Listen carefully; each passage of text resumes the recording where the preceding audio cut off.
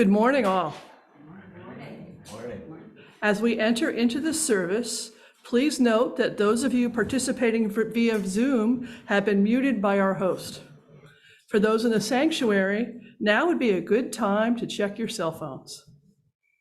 Also, be advised that this service is being recorded and, with the exception of joys and concerns, will be published online. Finally, if you wish, take a moment to arrange your own chalice at home.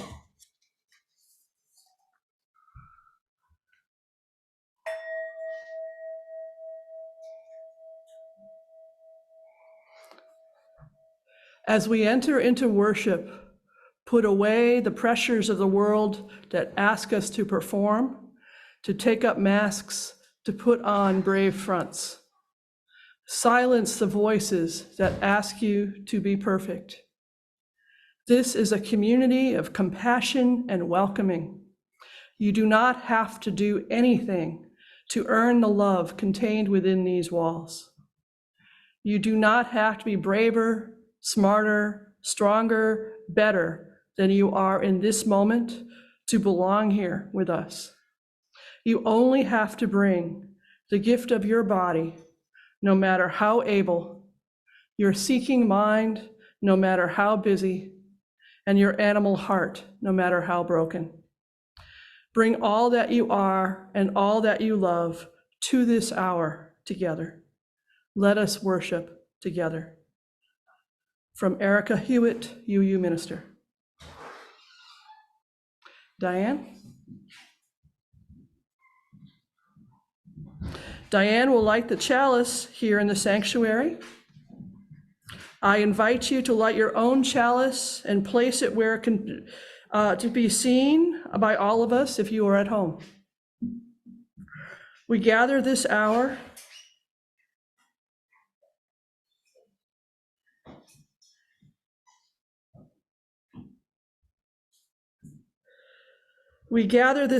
as people of faith with joys and sorrows, gifts and needs.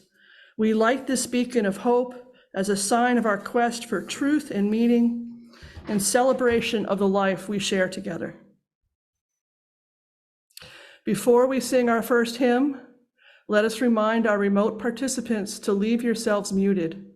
However, we want you and whoever is with you to sing with us as big and loud as you like. Make it a joyous experience. Please stand if you are able and sing the opening hymn, O Life That Maketh All Things New, number 12.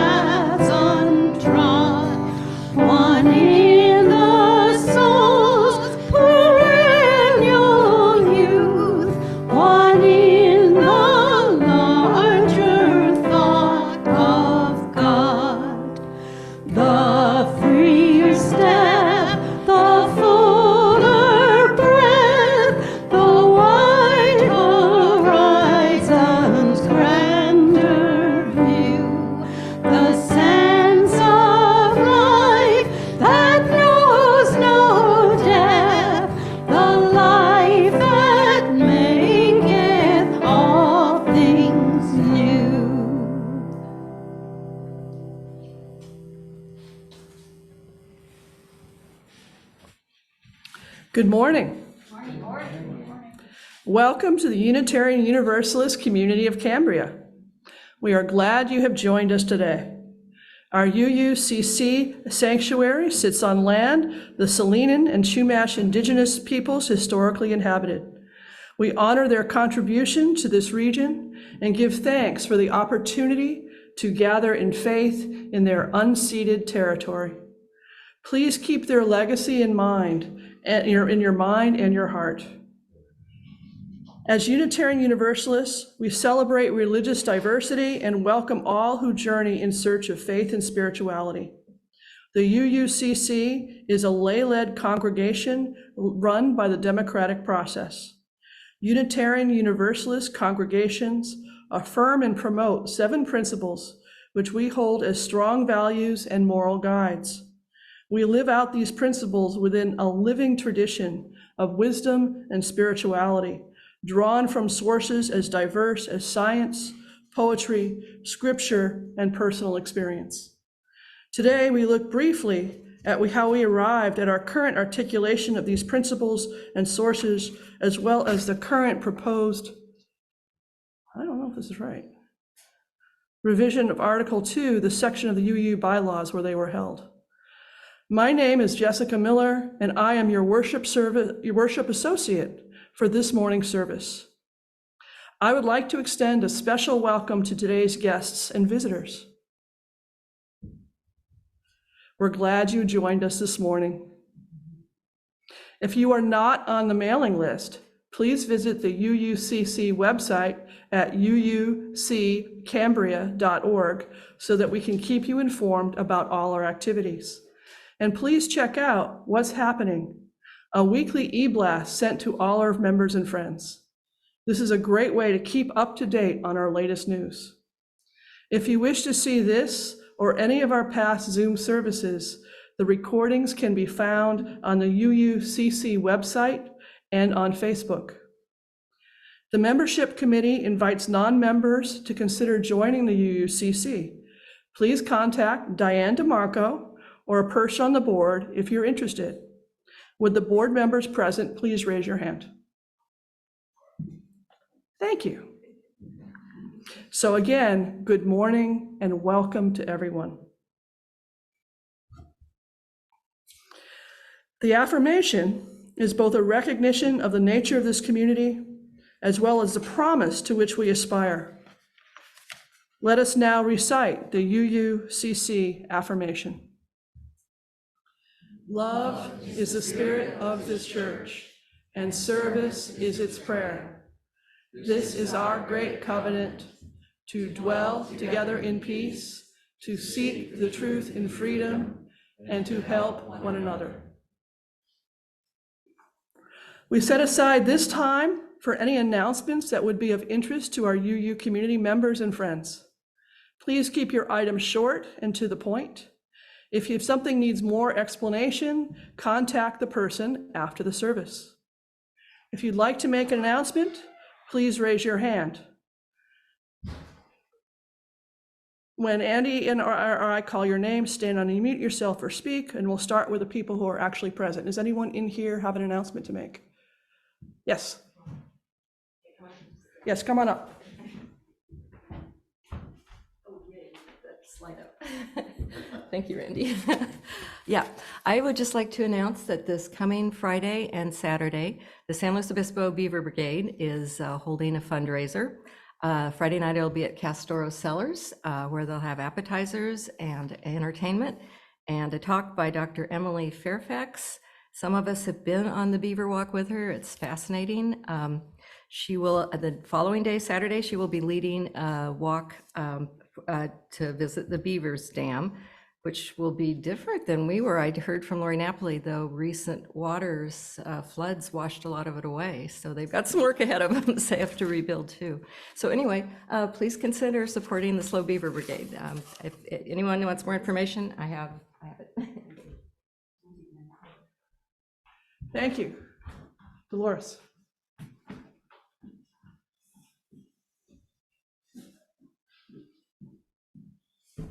The UUCC Board of Trustees is having a retreat on February 21st. And in the morning, it'll be the board and the committee chairs, but in the afternoon, we'd like to invite everybody. So any of you who are interested, let me know. And don't get too excited. It's a BYO lunch. You have to bring your own, all right? Guaranteed you'll like what you eat then. Okay. So in the afternoon at 1 o'clock, which is when lunch will begin. Okay, thank you. And but for the board members and committee chairs, you have to be there at 9. Okay. 21st, February 21st. And that will be here? No, I'm sorry, Camp Ocean Pines. Thank you. Really good job on this announcement. Other announcements, sir?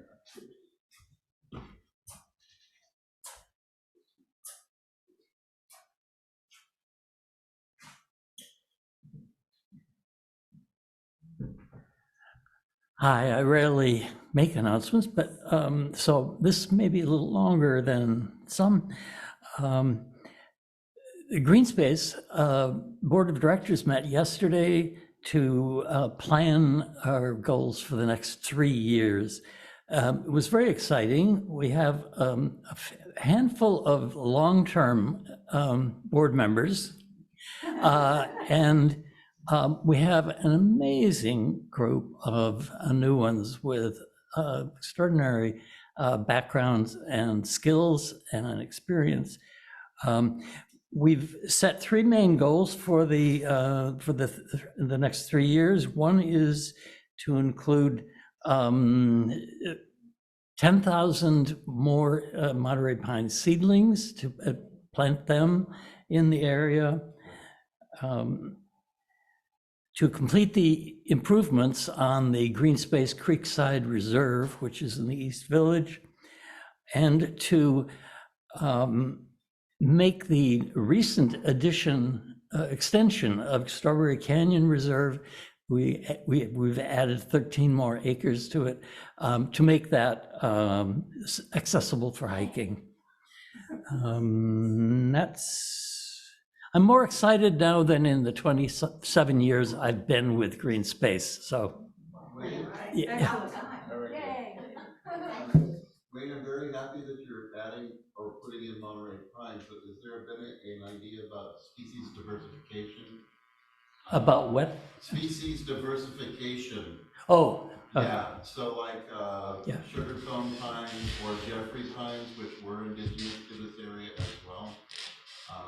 I had a 500-year-old or plus Jeffrey out in front of my house at one time, and I know that they used to be prevalent in the area, so you don't get that old a tree without some kind of foothold. I will make that an issue. All right, anyone else? All right, Zoom? Any announcements through Zoom? No hands are raised in our Zoom participant world. I'll just remind everyone that, as happens on every Thursday, we'll be meeting at 10 a.m. for meditation here at the sanctuary every Thursday. Next week, yours truly will present Reiki as part of my spiritual path. Don't miss it.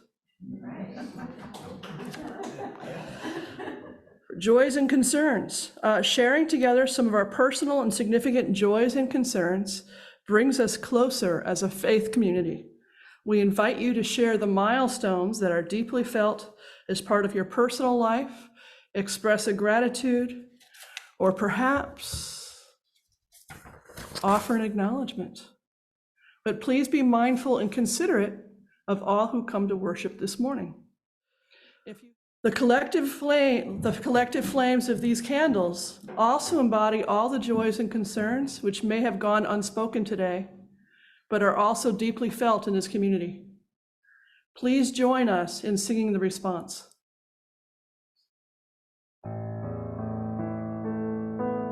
May your words of joy and sorrow lead us to unity and peace.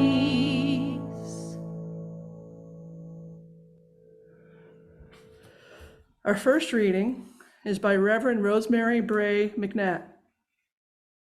By no means are we, Unitarian Universalists, perfect. We often fail as much as we succeed. Yet even when we have broken our vows 1,000 times, we return to this essential work of justice and liberation for all. We do the work best when we remember what church is and what it is not. Church is not a place to hide. It is not the place to get away from the world. It is not the place where we get to pretend that the lives we live and our particular situations are not terribly complex, often confusing, and sometimes depressing. Church is the place where we stand with one another, look the world in the eye, and attempt to see clearly and gather strength to face what we see with courage and, yes, with joy.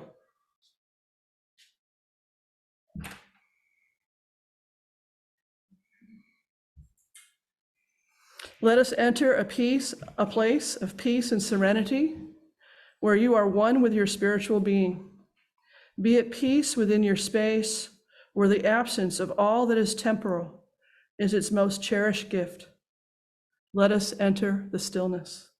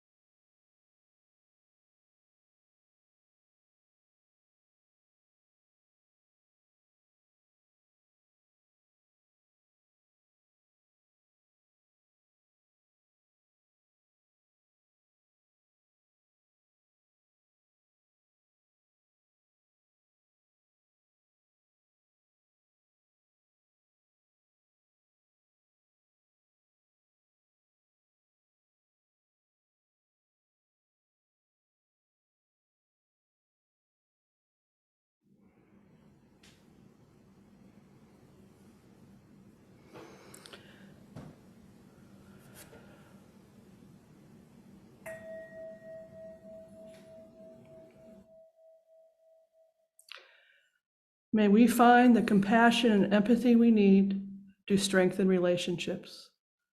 May we find ways to love each other well. May we not judge or condemn, but rather build a beloved community.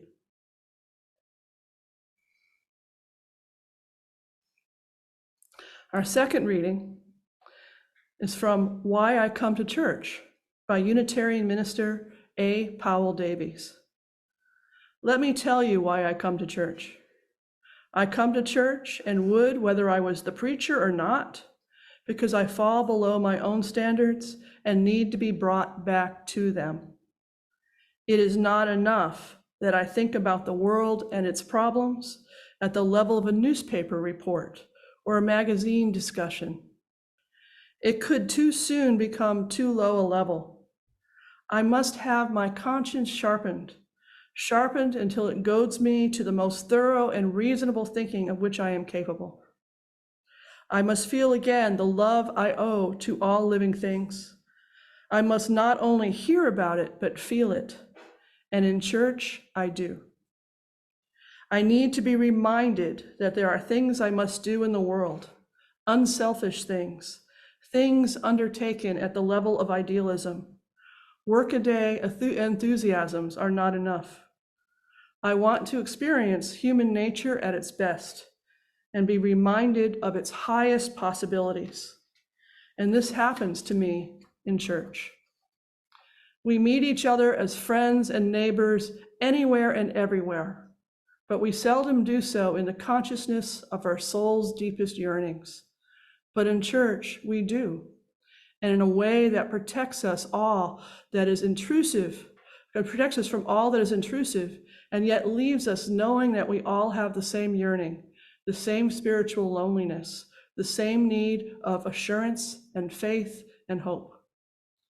We are brought together at the highest level possible, We are not merely an audience. We are a congregation. I doubt whether I could stand the thought of the cruelness and misery of the present world unless I could know, through an experience that renewed itself over and over again, that at the heart of life there is assurance, that I can hold an ultimate belief that all is well, and this happens in church. Please stand if you are able and sing, "With joy we claim the growing light," number 345.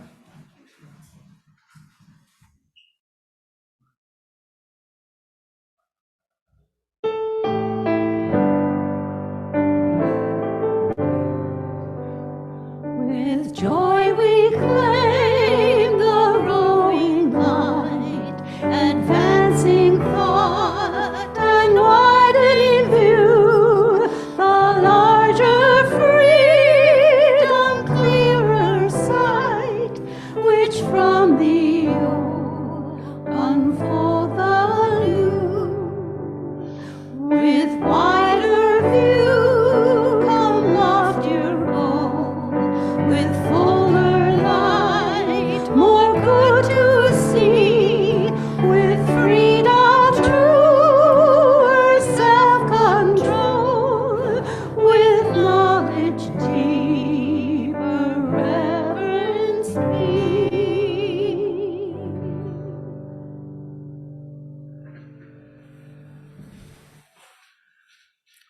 Today's sermon is titled, "The Center Cannot Hold," to be delivered by Reverend Rod Richards. Reverend Rod Richards has served as a minister of Unitarian Universalists San Luis Obispo since 2012.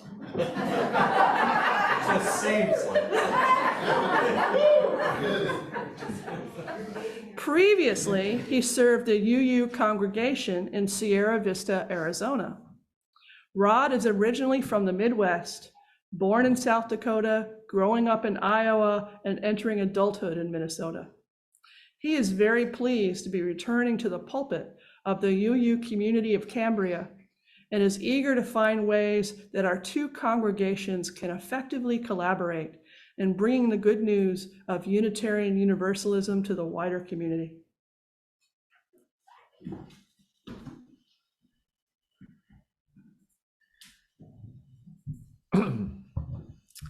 Hello, all. It is good to be here. It's always a pleasure to be able to be in community with you. Of all the acronyms used by Unitarian Universalists, and if you haven't found out yet, you will soon that we love our acronyms. Did you see the video of the CLF service? Today, we're talking about possible changes to the UUA bylaws. Will we be doing a special service for UUSC this year? Janet Murphy is our DRE in SLO. How many are going to GA? And of course, it is wonderful to be here at UUCC. Don't worry if you don't know all of those, except for that last one, of course. And if you hear initials thrown around that you don't understand, please remind us all to clarify. But of all those acronyms we Unitarian Universalists use, I have to say I'm particularly fond of that which names the Young Religious Unitarian Universalists. Why are you you? It holds a provocative question, right? Why are you you, as in why am I me? And with the addition of just another you, it forms a second provocative question. Why are you you? Why are you you? Why are you Unitarian Universalist? Why am I Unitarian Universalist? What is it that makes you, I, us, Unitarian Universalist? What is it that brings us together in community, that inspires us to join together each week in worship, that sends us forth into the world with a mission. It is a question that has followed us throughout our history, and a question that we, Unitarian Universalists, explicitly and intentionally engage and re-engage on a regular basis. Now, some of you may know that this is exemplified most recently through the work of what is known as the Article 2 Commission, who have presented to the UUA board a proposed revision of this section of the UUA, Unitarian Universalist Association, bylaws that presently include the purpose, the principles, and the sources of this living tradition. Now, you all are familiar with much of what is currently in Article 2. Your worship here is grounded in the 7 principles, with one highlighted each week in the service, one or more. You can read the full text of the principles on your website, and you can see the principles and sources in the front of each hymnal. And you may very much like our current principles and sources. I do. So why change them, you may ask? This is the answer provided as part of the charge to the Article 2 Commission. For some religious institutions, the equivalent of Article 2 would be regarded as a permanent statement of belief. Ours, however, is a living tradition. We commit ourselves to regularly revisiting our principles and purposes to ensure that we are relevant, that as we grow in understanding, our principles and purposes grow too. Since new occasions teach new duties, we must continuously examine our principles and purposes to see what is missing, what is no longer important, and whether the language communicates our core values to the current times. In other words, how do we best articulate in this place and time what lies at the center of Unitarian Universalism? It is not about finding the perfect words. It is a recognition that there are no perfect words, that every formulation we come up with will be partial, that every expression is of a particular time and place, that every articulation arises from the awareness we collectively hold at that time. And that precisely because of this, we are called to engage with the process of finding our center on an ongoing, intentional, explicit basis. Because, let's face it, not having a single creed, a common sacred text, a shared allegiance to a particular prophet or story or formulation of truth can leave us feeling a little anxious. It allows us at our best to draw the circle wider still, to hear those voices at the margins, challenging us to expand our understanding and acceptance, to not only draw the circle wide, but to redraw the circle, and in so doing, to reimagine its boundaries and renew our understanding of what lies at the center. With joy, we claim the growing light, advancing thought and widening view, the larger freedom, clearer sight, which from the old unfold the new. But with each expansion, each new understanding, each reformulation, as we draw and redraw, as we move and change, the question arises, what then, or more accurately, what now are we? How would we best define the heart of our Unitarian Universalist faith today? What is at its center? Attempts have been made throughout history to understand that question, to answer that question. The Universalists in 1803 adopted the Winchester Confession, a statement of belief that affirmed the central doctrine that God's love encompassed all in ultimate salvation. But they added a liberty clause that allowed individual congregations to adopt their own more particular statements of belief if they were not in conflict with this general profession of faith. William Channing Gannett crafted a statement in 1887 for the Unitarians called, I love this, for its forthright acceptance of diversity way back then. He called it Things Most Commonly Believed Among Us. Not all of us, mind you, will believe all of these things, and here's a quick sample. We believe that to love the good and to live the good is the supreme thing in religion. That's not bad, right? In 1894, a new preamble to the Constitution was adopted at the National Conference of Unitarian Congregations, stating in part that these churches accept the religion of Jesus summed up in love to God and love to man. But they also stated that nothing in the Constitution was construed to be an authoritative test, and that all were welcome who were in general sympathy with our spirit and our practical aims. Skipping ahead to 1961. Does anybody know what happened in 61? Yeah, there were the original principles adopted at the merger of Unitarianism and Universalism.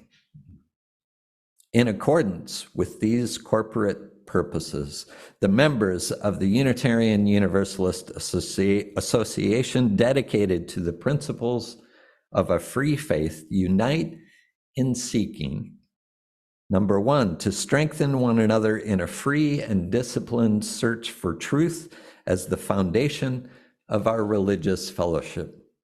Number two, to cherish and spread the universal truths taught by the great prophets and teachers of humanity in every age and tradition, immemorially summarized in the Judeo-Christian heritage as love to God and love to man. Number three, to affirm, defend, and promote the supreme worth of every human personality, the dignity of man, and the use of the democratic method in human relationships.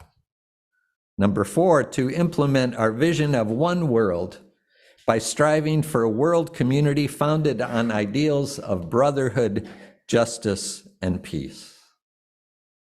Number five, to serve the needs of member churches and fellowships, to organize new churches and fellowships, and to extend and strengthen liberal religion. And number six, to encourage cooperation with men of goodwill in every land. Gee, why did we ever change those? Right? I'm teasing a bit, but there is more than a little resonance in the ideas and aspirations expressed with our current principles, but the language is rather jarring, right? The dignity of man, ideals of brotherhood, men of goodwill. We have learned that how we say things matters. And in the words from the piece describing the Article 2 Commission, we want the language to communicate our core values to the current times. Thankfully, this language did not go unchallenged, and the UU Women's Federation supported a Women in Religion resolution that sought to introduce inclusive language in the principles and throughout the association's communications. This was the impetus for a complete revision of the principles, which resulted in the principles we currently covenant to affirm and promote. Our 7 principles, which have held a profound place in our congregational life and in the lives of many congregations, were adopted at the 1985 General Assembly. So the current language in Article 2 is a relatively recent creation, about 37 years old, with some additions and modifications along the way. For example, you'll note in some of our older gray hymnals that there are only 5 sources listed. The 6th source was adopted in 1995. The language of the 2nd source was revised from prophetic women and men to prophetic people, to include non-binary people as well as children and youth. The congregation I serve, along with many other congregations, adopted the 8th principle. It has not been adopted association-wide, however, it has greatly influenced the work of the Article 2 Commission. The work is ongoing. We are not trying to capture immutable truths upon which we can agree. We are after something different. We are attempting to articulate that to which we hold ourselves accountable. Language that shows up in the 8th principle and in the current draft of the Article 2 revision. We are not talking so much about what we believe, but about what we will do, how we want to be in the world. The principles, or in the words of the proposed revision of Article 2, the values and covenant, do not so much provide an answer to a metaphysical question as call forth a response from within our individual and communal experience. Ideology knows the answer before the question has been asked, writes journalist George Packer in The Unwinding, an Inner History of the New America. Ideology knows the answer before the question has been asked. Principles are something different, a set of values that have to be adapted to circumstances, but not compromised away. Principles and values can be adapted to new contexts, greater understanding, revised language, but that does not lessen their importance. They are flexible, but not negotiable. I come to church and would, whether I was a preacher or not, writes A. Powell Davies, because I fall below my own standards and need to be brought back to them. The existing principles and sources have served us well, and whatever revision is affirmed by the majority of congregational delegates at upcoming General Assemblies, GAs, will serve us well as our best attempt in a particular place and time to create language that will call us back to our standards, that will inspire us to reach toward our highest aspirations, that will sharpen our consciences, that will remind us that there are things we must do in the world, unselfish things, things undertaken at the level of idealism. Our best and most faithful attempt to articulate our deepest values, reflecting our own desire to hold ourselves accountable to our own best selves and our own deepest hopes for the world around us. That is what I want to feel, as expressed by A. Powell Davies. I want to feel again the love I owe to all living things. My need for our principles and values arises from the stunningly obvious fact that I am not alone. I share this world with others, other human beings and other living things, and from the unavoidable fact that life is messy. To reacquaint myself with what is at our center, with why I am you, is to remind myself that this is not a place to hide, not a place to get away from the world with all of its confusion and complexity, but a place to be with you all, engaging the world as it is, attempting to clarify what can be confounding and gathering strength to move ahead with courage and, yes, with joy. So I hope this will inspire you to engage in the conversation and decisions about the revisions of Article 2. You can go to uua.org and just type in Article 2 and you'll get the draft that was presented to the UUA board. Article 2, I know, as dry as that sounds on the surface, remember it is about the work of finding and articulating as best we can our center. It is exciting, it is important, it is about what matters. It is what comes to your mind and your heart when the question is posed, why are you? Thank you.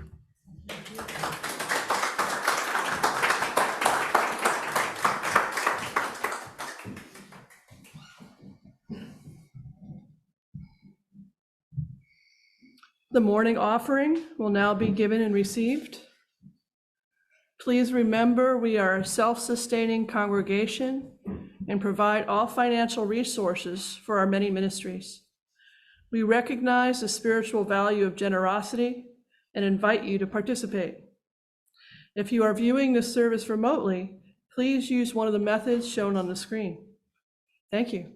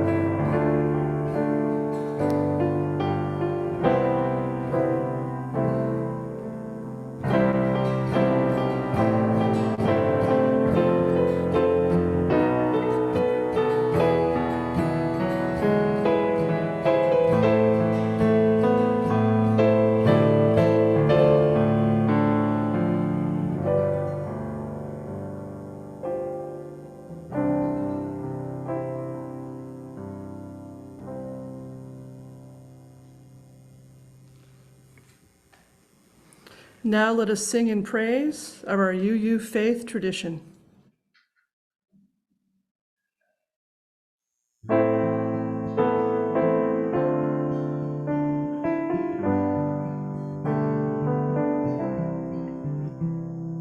Spirit of life, come unto me. Sing in my heart all the stirrings of compassion.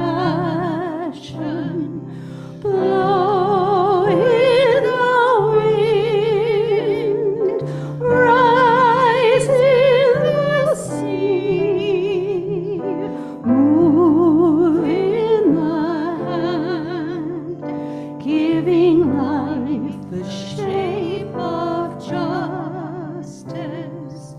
Roots hold me close, wings set me free. Spirit of life, come to me, come to me.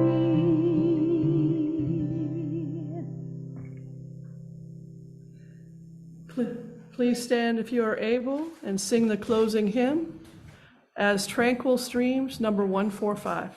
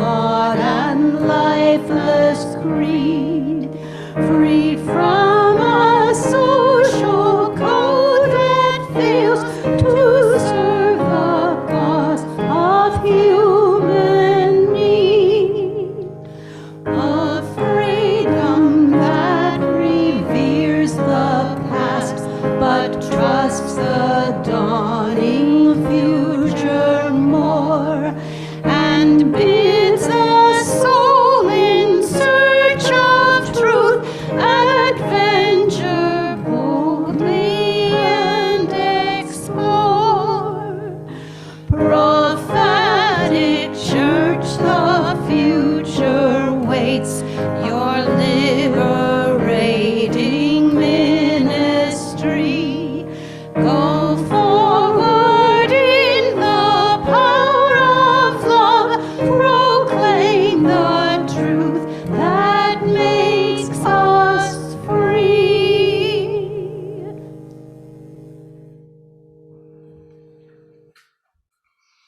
As we prepare to extinguish the chalice, let us recite the valediction. It is our work, shared with each other in covenant, that creates and sustains this beloved community. We extinguish this chalice as the light of this faith lives on in us together, in our hearts, minds, bodies, and spirits.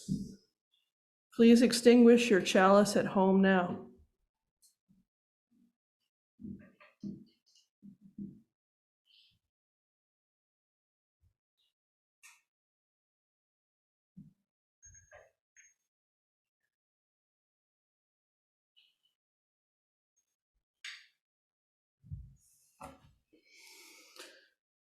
After the closing words, we encourage you to stay for questions and comments.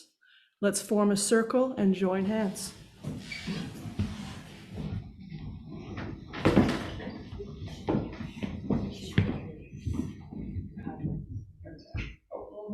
Oh, yes.